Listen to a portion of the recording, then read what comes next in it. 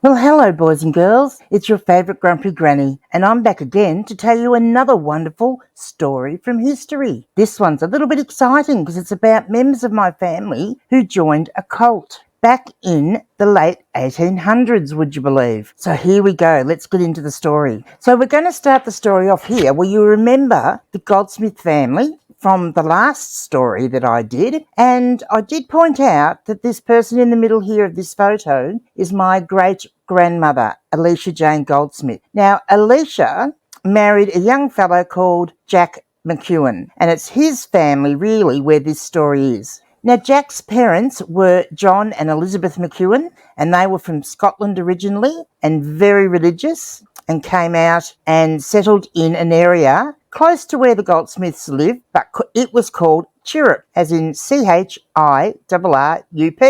Weird little name for a weird little area, I guess. So as you can see, there's a lovely photo there of Jack and Alicia's wedding. Now, both the McEwens and the Goldsmiths were very wealthy families at the time, and both Henry Goldsmith and John McEwen both did things like be on the Shire and stuff like that, Shire councillors and Shire presidents and all that sort of stuff. So, you know, they were very well-known, prominent citizens of the area. And so, as you can see, it was a pretty flashy wedding. And maybe, yeah, at some stage, I'll probably read you the details of the wedding, but not today. John and Elizabeth, and her maiden name was Patterson, so they had these children. So their oldest son was called Thomas. Then there was Jessie, who passed away as an infant. Then Margaret. Then Louisa, William, Patterson. And because they came from Scotland, there's quite a unique naming ritual that the Scottish people do. And I could explain all that to you, but I won't. But yeah, they get named after consecutive generations. So I guess I am explaining it to you of their ancestors. So some of them had quite interesting names, like Jessie's was Jessie Elizabeth Perry McEwen and William Patterson McEwen and so on. Anyway, Jack that married my great-grandmother, and so he's my great-grandfather, he was the youngest of the family. Now, when you've got prominent families, they like to marry other prominent families, I guess. And there's also the religion angle. They wanted to marry people that were, religious. So I just show you here because there were 3 members of the McEwen family that married 3 members of the Ower family. And that's O-W-E-R is that surname. These people are the main characters in this story of the cult. So we've got Thomas, who's the eldest, and he married Jessie Perry Ower. Then we've got his sister Jessie. So his wife's Jessie and his sister's Jessie, and she married Robert Johnston Ower Jr. I better put the junior in there. And then we have Mary McEwen, who was the sibling one up from Jack, and she married George Sinden Ower. Now, this is a very famous little church in our area. This is the Granite Methodist Church, these days just called the Granite Church. Now, a lot of the people that lived in this area, around the area called Granite and Chirrup, they were very, very devout, mostly Scottish immigrants, and very devout. This church is in the middle of nowhere. It's still going today, and it is in the middle of nowhere, literally. You have to go down dirt tracks and everything to get to it. It's an interesting little place. I'm not sure, I don't think they come under the Methodist banner per se these days. Sometimes I don't know. They've changed a little bit over the years, I think. But yeah, they were very religious and very devout. And it was really my great McEwen grandparents that actually were a big part of starting this Granite Church. And they helped build it, and they've got pictures up in there of them and everything like that. So at the same time this is all happening, there was a bloke. Now, this guy's name is John Alexander Dowie. And he is born in Scotland, came out here as a child, then the family returned to Scotland. Then, during the 1880s, early 1880s, I think, John Alexander Dowie comes back to Australia and he starts preaching and healing through prayer. At the same time, there was a bushfire, apparently, and Tom, the eldest McEwen, apparently, the story goes, he had his hand badly burned fighting a bushfire, and it never healed. It was always weeping. Dowie held services and revival meetings came around the rural areas to try and convert everyone. I think maybe he had heard that the farmers up here were rich, so he came up here. And apparently he did his laying on his hands or whatever he did, or prayed over Tom, and it healed Tom's hand. And what do you know? Now, I don't actually have a story in print of Tom's hand being healed, but I do want to read you a little story of someone who gave testimony to being healed. So I'm just going to swap screens. So this is the story that you can find on quite a few of the publications about Dowie and about the church, so when he came to Australia, he landed in Sydney and he was there for a bit. Then he went to Adelaide, and that's where it was while he was in Adelaide that he became known for being a faith healer. After a time in Adelaide, he decided that he would come to Melbourne because Melbourne's population was a lot denser, and he thought that he would be able to get more people to join if he came to Melbourne. And so he was in Collingwood, which is an inner suburb, like considered a slum suburb back in those days. So let's just read this story because it's pretty good. Looking up the rickety stairs of the rundown building on Melbourne's Pitt Street, Mrs. Spinks was deeply afraid. She had been suffering near uncontrollable V bleeding for months, and I have to do that because YouTube won't like me if I say the word, accompanied by dizzyingly painful cramps in her stomach. She had consulted a number of Melbourne physicians, including the notorious Dr. James Beanie, whom Melbourne society whispered had unalived a barmaid when he had operated on her blind drunk. But none of these eminent male physicians had been able to help her. They had only prodded her painfully with terrifying metal implements and recommended grisly-sounding surgeries. She was left penniless and hopeless. At the end of her tether, she had consulted, unsuccessfully, you'd think she'd learned her lesson, wouldn't you? A mesmerist who boasted he could heal her through the power of electricity. Mrs. Spinks had unexpectedly received a recommendation from her neighbour in the cramped building she lived in Collingwood, one of Melbourne's new urban slums. And you've got to remember, this is the late 1880s, okay? Who swore by a marvellous new faith-healing doctor. All of Collingwood was supposedly now seeing the Dr. Alexander Dowie, a charismatic Scot who had left the Presbyterian Church to found his own free Christian tabernacle. He has given himself the title of Doctor. So when he arrives in Sydney, he goes under Reverend John Alexander Dowie, and then by the time he gets to Melbourne, he's calling himself Dr. Alexander Dowie. Now, the doctor part, he actually wasn't a doctor, he just gave him that. But apparently that wasn't uncommon back in those days. A lot of faith healers would give themselves this name. We're talking about the Free Christian Tabernacle. Any Sunday and on several evenings during the week, shabbily dressed invalids could be seen pouring into the tabernacle on Pitt Street in order to experience what the tabloids breathlessly recounted, the electrifying experience of Dowie or his wife Jane laying hands on them and praying for their bodily healing in the name of Zion or the coming kingdom of God. Now, I want you to remember the name Zion because that's a very important part of the story. So this is the testimony of Mrs. Bose Spinks of Collingwood, Melbourne. For 6 months I suffered from an internal tumour which gave me much pain and bleeding and grew at last to a great size. Doctors Dan and Singleton said it was no use me thinking of getting better without an operation.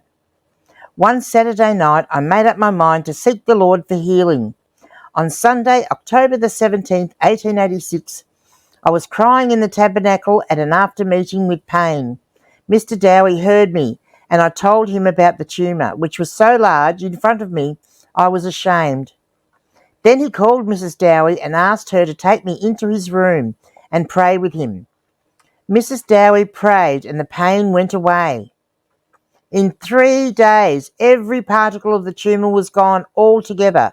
I am perfectly well tonight. It's been said that although Alexander Dowie wasn't unique in that he was a faith healer, and he wasn't the first of his kind as a faith healer, however, he was the first of his kind to make a whole heap of money and become very wealthy from being a faith healer. This is the story of the international success of John Alexander Dowie's Faith Healing Church among the working class residents of the newly industrialised cities of the late 19th century. While Zionism is almost always connected to Jewish promotion of the State of Israel, the experience of individuals such as Mrs. Spinks underscores that Zion could hold an entirely different meaning for urban Protestants of 100 or so years ago. Melbourne was only declared a city in 1847, and it had seen new slums sprout up almost overnight, overcrowded and with lamentable sanitation. Disease was a fact of life, and Melbourne's churches and philanthropic associations were vocal in their sanctimonious poor-shaming recommendations about what would restore the working poor's health: abstination from drink and saloons, better hygiene, and above all, increased attendance at church, of course. Dowie, however, founded one of a small group of religious organisations which positioned themselves as a more populist alternative for the city's working poor. Along with the rambunctious Salvation Army and its infamous street processions, Dowie's church was part of a broader interest in so-called divine healing among late 19th century Protestants, aimed at saving the body as well as the soul, and specifically responding to contemporary anxieties regarding the perceived unhealthy effects of city life. So that was a record of the 5th annual commemoration of the Reverend John Alexander Dowie and Mrs. Dowie's ministry of healing through faith in Jesus in 1888. And this lady also suffered from female trouble. My heart was in rebellion against the teaching of divine healing, but as I saw death was near, I consented to having healing prayer offered to me. Reverend Rue visited me several times and explained the word and prayed for me by laying hands on me. As soon as possible, I made full confession of my sin to him. I did as he advised, and God answered prayer for me. Today it is my privilege and joy to testify to being saved and perfectly healed. I am strong and happy. Thank God for Zion. To him be all the glory. And that was published in Leaves of Healing, which was one of the publications that Dowie put out. And that was on 8th of October 1904. And let's go back to our little slideshow. And this is another picture of Alexander Dowie when he was getting a bit older. After Tom's hand healed, and by then Dowie had started calling his church, he decided he was going to not stay in Melbourne. He was going to go to Chicago or near Chicago. There were a lot of people in the Chicago area that were very big on faith. And so he thought that'd be a really good area to go to. And he bought land about 40 miles out of Chicago to build his own city. So members of my family joined what was now called the Christian Catholic Church of Zion. Good name, isn't it? So we've got Tom and Jessie McEwen. We've got Jessie's mother, Mrs. Jessie Ower. Personally, I actually think she's the big one here. I think she's the one that got them all into it herself and took Tom to the meeting, and it's just a feeling. We've got Jessie's sister Alexina and her husband Henry Selleck. We've got Jessie's brother George and Tom's sister Mary. We've got another sister of Jessie's, Mary Johnston Ower, and she was a spinster.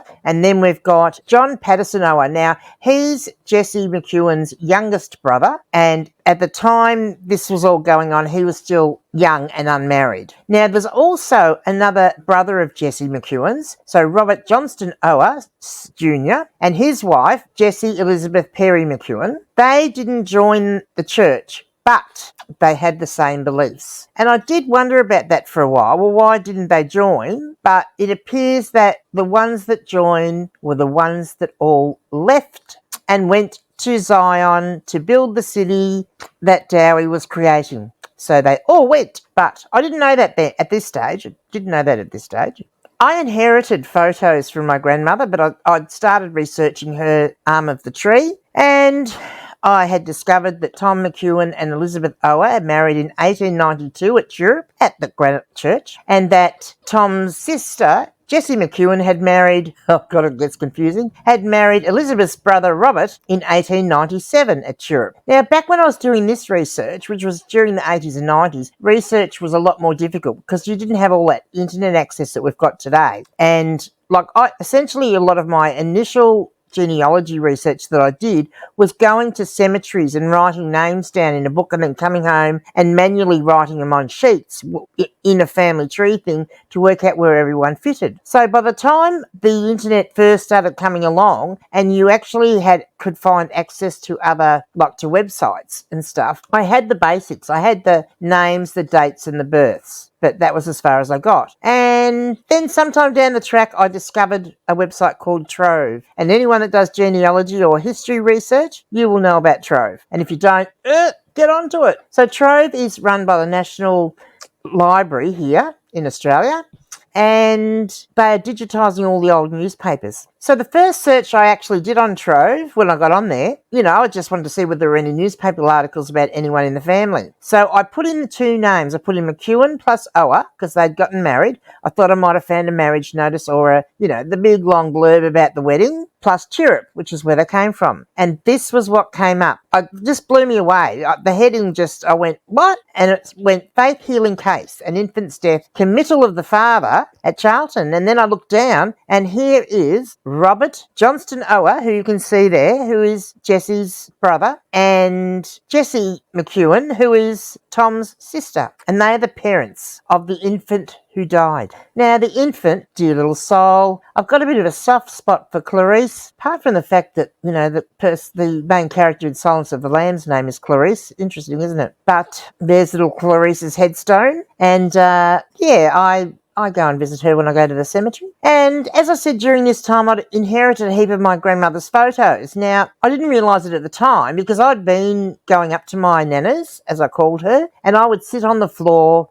at her linen press, which is where she stored. There was boxes of photos at the bottom. We'd pull out the photos and she would tell me who was in the photos and I'd write the names on them. But when I actually got the photos, there were a lot of photos there that I didn't know, and they didn't have my writing on them, and I thought, where'd these come from? And then I kind of worked it out from the first few. I didn't look too deep, but I kind of worked it out for the first few. Her sister had died a single woman and without any children, and so my nana was the closest to her, so she got my great aunt Mary's photos as well, which then I got. But amongst all of those photos was something weird, which I just sort of glanced at, but I'll deal with that later, because there were a heap of these photos of these people. The photos were all taken in Chicago. Then I started researching the Reverend Dowie, or Dr. Dowie, and the Christian Catholic Church of Zion, and I quickly discovered that quite a few of members of my family had sold up their farms and taken off for Zion, and eventually, they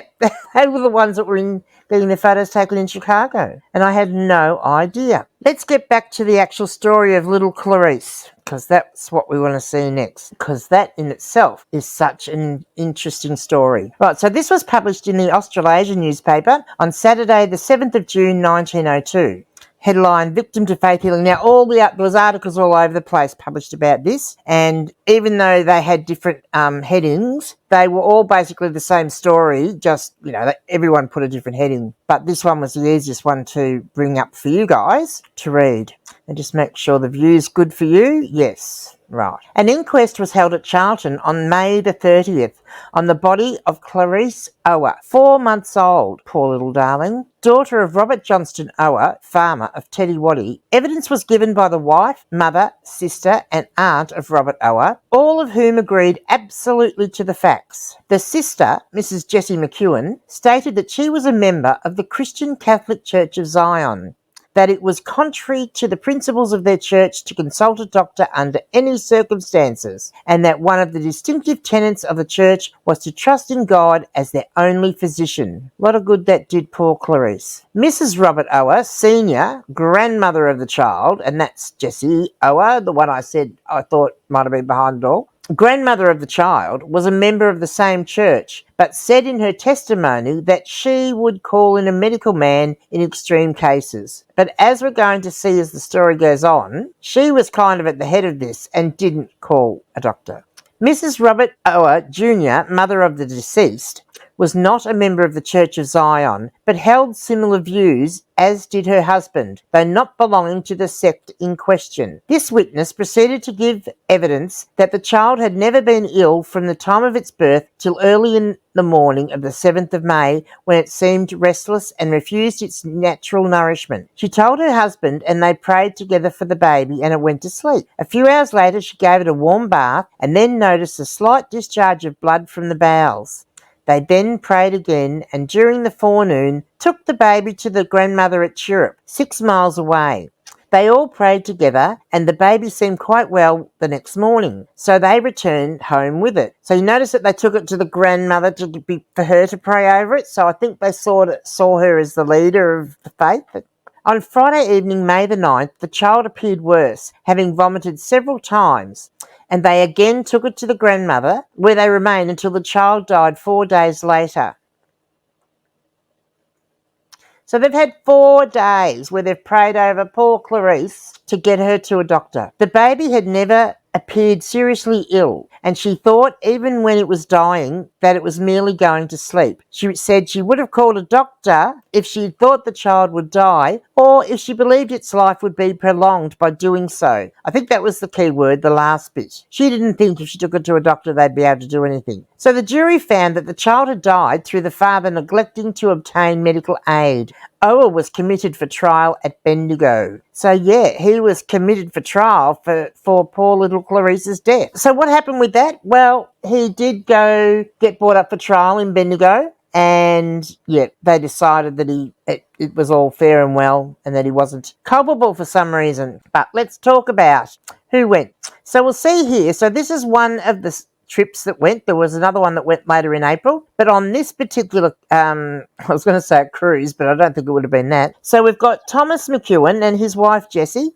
Thomas is 41, Jessie's 35, and then they've got their children, Vera, who is 9, and I can't read the next one, who is 7. Someone's written over the end of that. The next child's 5, and then we've got Olive's 3, and then we've got George Ower, so that's Jessie's brother, who's 26, his wife Mary, and also if you have a look underneath, then we've got Jessie Ower, who by then is a widow, and she's aged 60, and we've got Mary, the spinster sister, who is 24, and we've got John, who is 21. So we've got nearly the whole family of the Owers. So that was just on that one trip, and there were quite a few little snippets in the newspapers published all around Australia. I found it in every state published in papers that there were all these farmers that had sold up their land and were going off to Zion.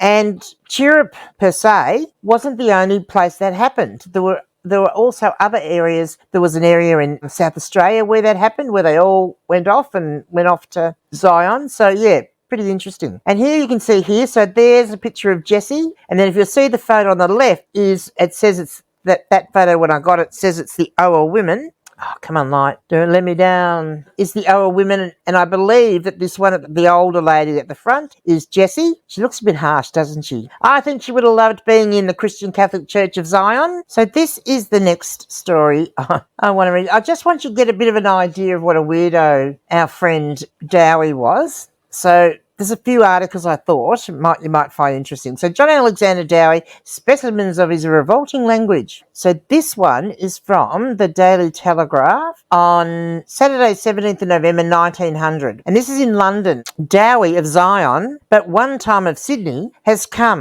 been seen, but most certainly has not conquered.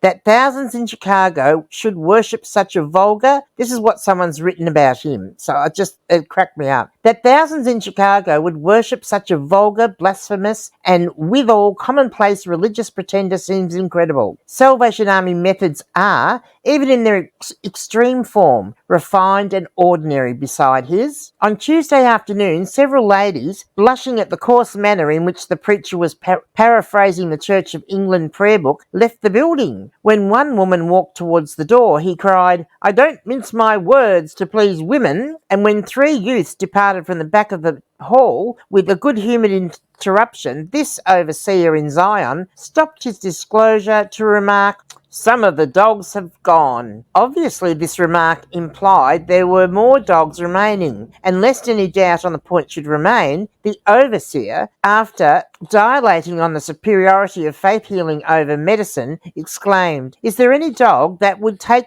the physic that you have taken? That dog would change its master. You have taken stuff that no dog would ever take. Muck, muck, muck." Dowie has practiced no faith healing here yet, but needless to say, subscriptions to assist himself and the Zionites are earnestly invited. He offers, I understand, no public account of what he scoops, explaining his expenditures only to those whom he constitutes his helpers. Even they do not always get replies to their questions. On Tuesday, Dowie, according to the Star, which alone recognises him at any length, fiercely resented questions. "May I ask," began someone in the audience on this afternoon. "No," thundered Dowie in his big bell voice.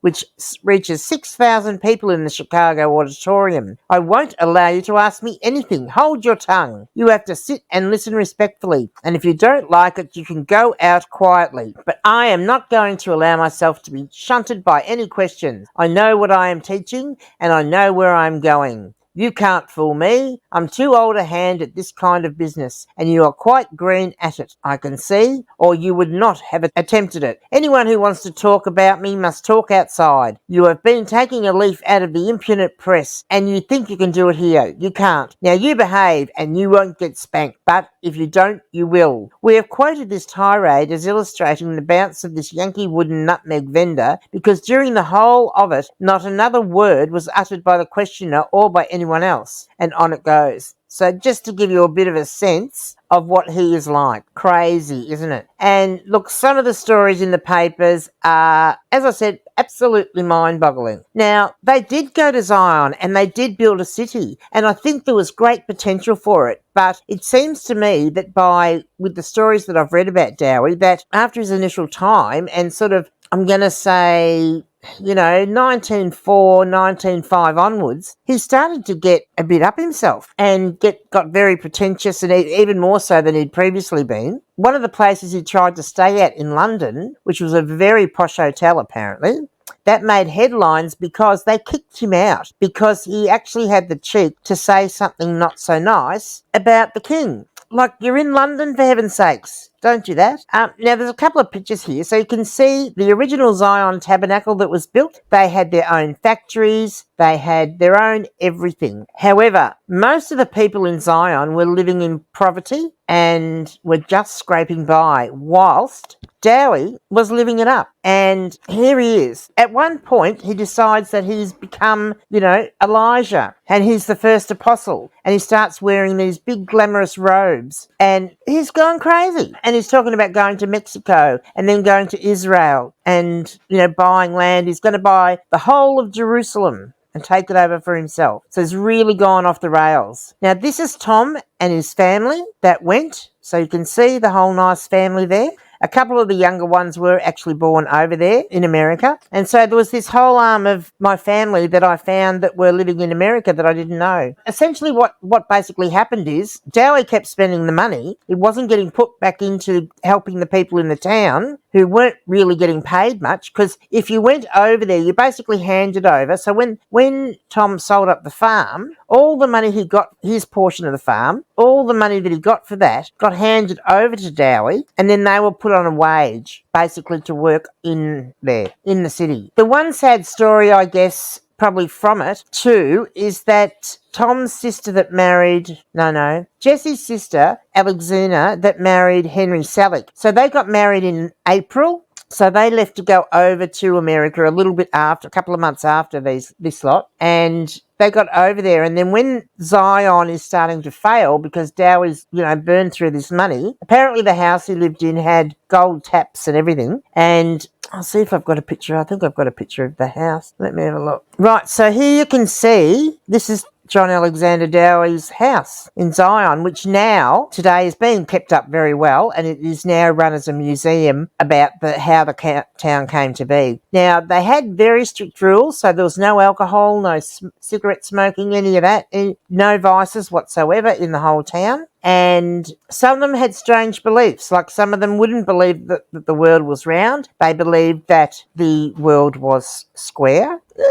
They were bits and others, to be frank. But they did build this city, and the big city that still exists today, and they did go on to build an even bigger tabernacle. As I was talking about, so when things were going bad, Alexina and Henry decided they were going to come back to Australia, and on the voyage back, apparently Henry died. I actually haven't been able to find the shipping records. I've been trying to, but I haven't found them yet. But apparently he died at sea on the way back. I can see records of where they were in the US. Then I can only find records of Alexina, and she was pregnant at the time, so her daughter was born just after he died. And so I can see records of the daughter and Alexina around, and she is not long after classified as a widow on another shipping record. So she goes back to Australia for a while and then goes back to America again, back to Zion. to her mother. And so there you go. So that's my nutty family that joined the cult. And let me know if you enjoyed this story, and let me know if you'd like to know more about Zion City, because I do have a lot of information on it, and I can certainly give you more stories about John Alexander Dowie. Now, the word is, just between you and me, probably shouldn't say it out loud, but he died quite not long after all this kerfuffle, because they were actually his creditors were trying to get money out of him, and he died. But apparently, I can't find any proof of it, but he did go nutty in the end, quite honestly, and apparently he died of syphilis. Not sure whether I'm allowed to say that, but anyway, hopefully YouTube won't growl at me for it.